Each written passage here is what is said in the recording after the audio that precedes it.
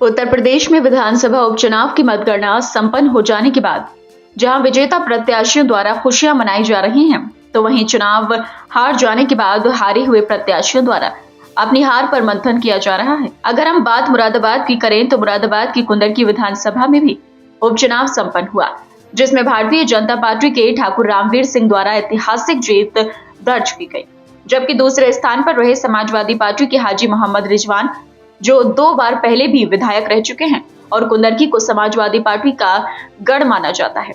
ऐसे में सपा प्रत्याशी की जमानत जब्त हो जाना हैरान कर देने वाला है। आजाद समाज पार्टी से चुनावी मैदान में ताल ठोकने वाले चांद बाबू मलिक और MIM से चुनाव लड़ रहे हाफिज वारिस भी अपनी जमानत नहीं बचा सके। कुंदरकी विधानसभा के इस उपचुनाव में सबसे अधिक हैरान कर देने वाला प्रदर्शन बहुजन समाज पार्टी का रहा, जिसमें संभल के गांव मूसापुर के रहने वाले बहुजन समाज पार्टी के वरिष्ठ नेता रफतुल्ला उर्फ नेता छिद्दा मात्र 1099 पर ही सिमट कर रह गए। अगर हम नेता छिद्दा की बात करें तो नेता छिद्दा बहुजन समाज पार्टी के एक वरिष्ठ नेता कहे जाते हैं और तुर्क बिरादरी में भी एक कद्दावर नेता के रूप में माने जाते हैं और पहले भी वह 4 बार चुनावी मैदान में ताल ठोक चुके हैं। 5वीं बार जब कुंदरकी के उपचुनाव में उतरे तो बहुजन समाज पार्टी के वोट बैंक को लेकर उनकी प्रतिक्रियाएं फुल कॉन्फिडेंस वाली थी। उनका कहना था कि बहुजन समाज पार्टी का वोट कहीं नहीं जाता, लेकिन जब मतदान हुआ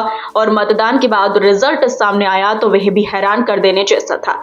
मात्र 1099 वोट, मतलब लाइन के बिल्कुल पीछे खड़े होने ही जैसा। जिस उम्मीद के साथ चुनावी मैदान में नेता छिद्दा ताल ठोक रहे थे, उस उम्मीद पर पानी फिरता दिखाई दिया।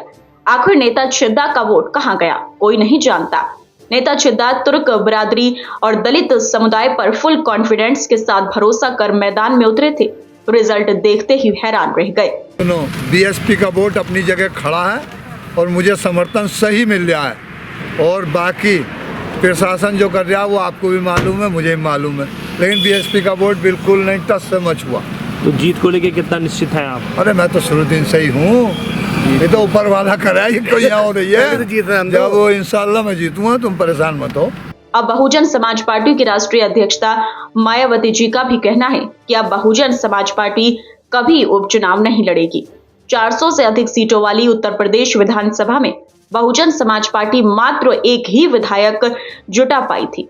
आखिर बसपा का वोट बैंक क्यों खिसक रहा है, इस पर मंथन करने की जरूरत है कि जब तक देश में फर्जी वोटों को डालने से रोकने के लिए देश के चुनाव आयोग द्वारा कोई सख्त कदम नहीं उठाए जाते हैं,